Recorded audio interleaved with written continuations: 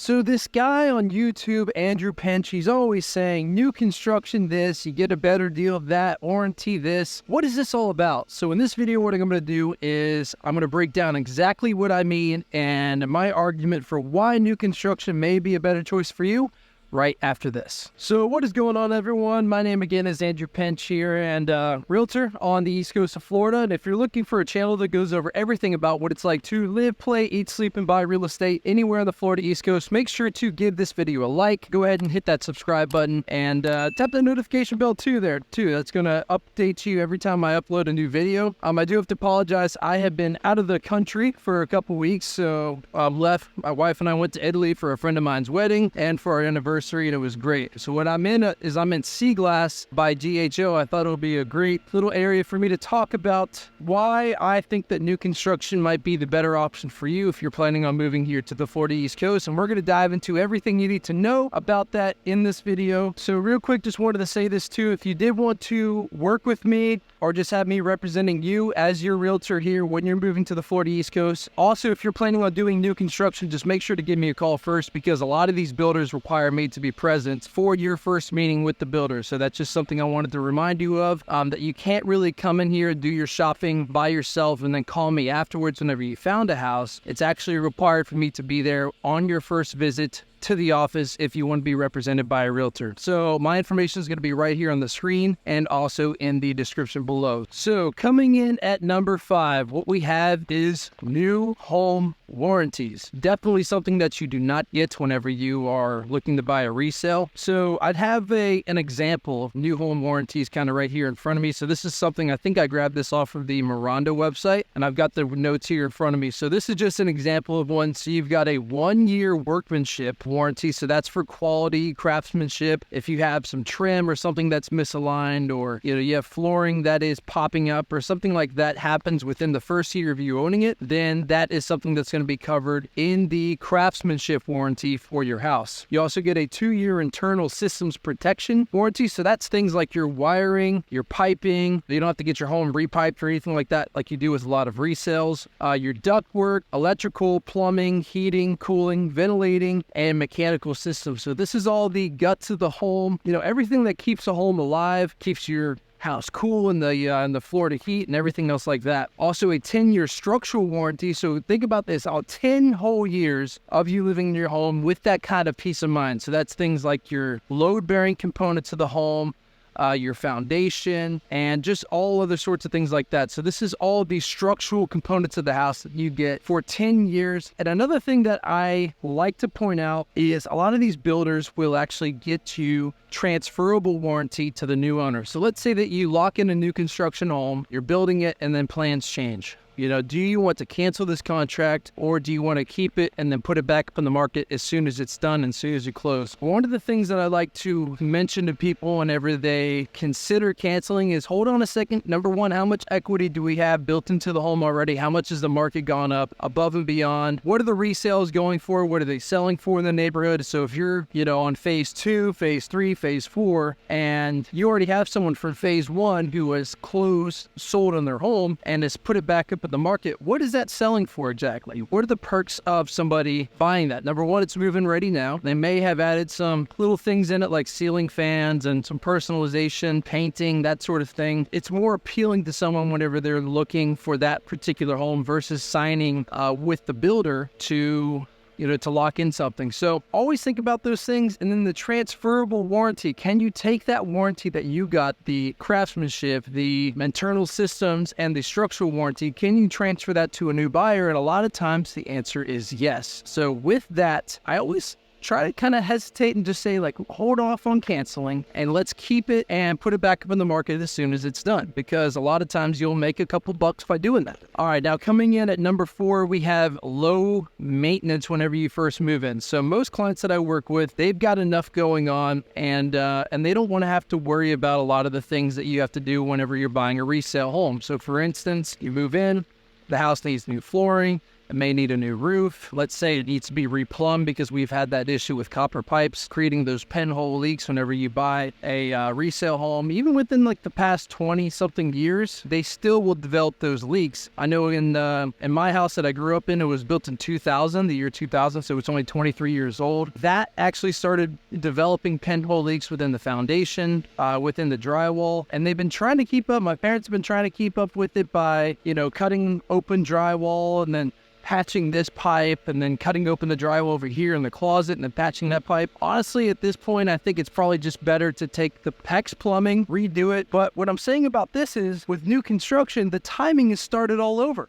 So the low maintenance with the appliances, the low maintenance with the roof, with the plumbing, with the air conditioner, with all of your main structural components are automatically reset as far as a timing perspective, and they're brand new. So you move into this property and you don't have to think about anything. I mean, really all you have to think about is, how do I want to personalize my home? Okay, I get it. Like, you buy a house for $3.25 or just under $300,000. You're going to get builder grade carpet. You're going to get builder grade this and that. But with a resale home for that price point, you may have nicer upgrades, but they're going to have 20 years, 25 years of wear and tear on them and need to be replaced anyway. And I'll tell you what, guys, it's a heck of a lot more expensive to go and chip up tile and then re-put new tile than it is for you to just have a conversation with a builder and just say, hey, I want to upgrade this to level 2 or level 3 versus buying a resale home, chipping it all up and then redoing it. We just spent 20 grand doing that on our house. I don't know. I'll leave it up to you telling, what you want to do with your home or your purchases or how you want to structure it. But I typically always recommend to go with what it is that the builder offers that you'll be more comfortable with versus saying that I'll upgrade later. But if it's a starter home for you, I say the opposite. Take the builder grade carpet, get the life out of that, take the builder grade flooring, get the life out of that, and move on from there. And whenever it's time to do it, whenever you saved up a couple bucks to do so. So that's my take on that. All right, so now coming in at number 3 is going to be that the asking prices are very competitive to the resale homes. So again, you look at it as a give or take situation to a plus and minus situation for a resale.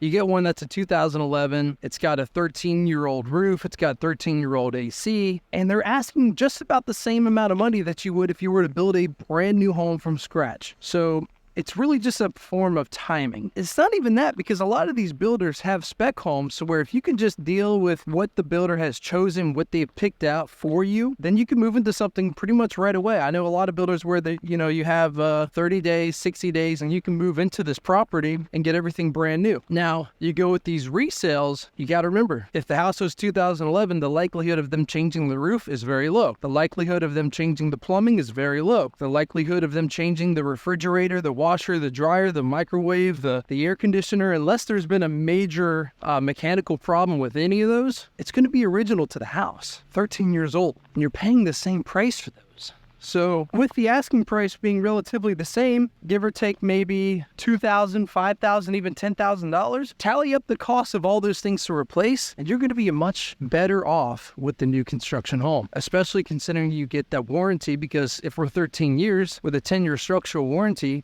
that's no longer transferred off to you. So all those things are restarted whenever you go with a brand new home. So with the prices being competitive to what's on the market for resales, always go new construction if you can. Always. All right, so now coming in at number 2, we have 2 words, and that is preferred lenders. So new construction builders, especially if they're big time builders or spec home builders within the state or even within even more than that, preferred lenders, they're going to have them. So this helps everybody. I've seen loans being approved for as low as 4.99% with like D.R. Horton, the big time home builders that have that volume to justify these bigger buy downs for the rate for you. So it really makes everybody win, because the builder sells more houses, you get a lower rate, everyone wins. That's really the whole gist of what I'm going to say about that. Just think about it. You're spending 7.5%, 7.25% for a resale. There's no incentives. The seller doesn't want to help you out because they've got plenty of buyers interested in their property. So you go to the builder and they've got some inventory and they have a preferred lender that'll give you 5% loan. I don't see how you lose on it. So that's number 2 for me, is the fact that you have a preferred lender for a lot of these builders here on the East Coast of Florida. And now time for the biggest one. I saved the biggest one for number one, and that is better insurance prices, better insurance credits. If you've ever looked at an insurance statement or an insurance quote, and you've seen the full effect as to what it takes to get you to where your final price is, it'll start off with some crazy number. I mean, like $20,000 a year, $30,000 a year, whatever it may be. And then it will deduct from there. So with new construction versus a resale, so let's take a 1985 house, concrete block, we'll call it, just to give you the benefit of the doubt for that. And we'll compare it to a 2023 home that's being built right now, maybe even 2024 if you're doing a custom build and it's going on to next year. The 2023 home, we'll start off with that. We'll start off with the same amount to insure, but it's going to keep deducting as it goes down the list. So it's built up to the current codes. It has the extra straps for the roof. It has, let's say, impact windows and doors, because a lot of new builders are offering that as a standard feature now. GHO for one, Devassa for one. You go DR Horton or Miranda, they're going to give you the shutters. So you have a full set of that. It's not all mixed up from the previous seller putting them up and then not organizing them the way they should have after they put them back down. You don't have to go searching for them and, make sure that they're all there for each window and that they all fit correctly. It is. They're going to come from the builder and they're going to do that. So the insurance company gets all this information and they deduct it down. And now you're paying $2,000 to $2,500 a year for property insurance. Now you go and you take that 1985 house, it may be concrete block, maybe it has a new roof, but it's sitting a lot lower than a new construction. You might be in a floodplain. It doesn't have the extra straps for the hurricane, so you're more at risk of that roof actually flying off in high winds. All those things said and done, you're probably at $5,000, $6,000, $7,000 a year for property insurance on a home that is probably worth a little bit less than your new construction home, but it's just more at risk, because the insurance company is looking at it as a risk perspective. So we have a brand new house with all these new building codes and all these extra precautions that the builders are taking to make it more appealing for a buyer, bringing your property insurance down to, by the way, they don't do a very good job of advertising this, but that's why I'm here, bringing it down to $2,500 a year. And you compare that to double, $5,000, even more, $6,000, $7,000 a year for these resale homes. Now all your cost of owning that home goes down dramatically for new construction than it does for these resale homes, which you may have think you've gotten a better deal, or it's a little cuter, has a more feng shui.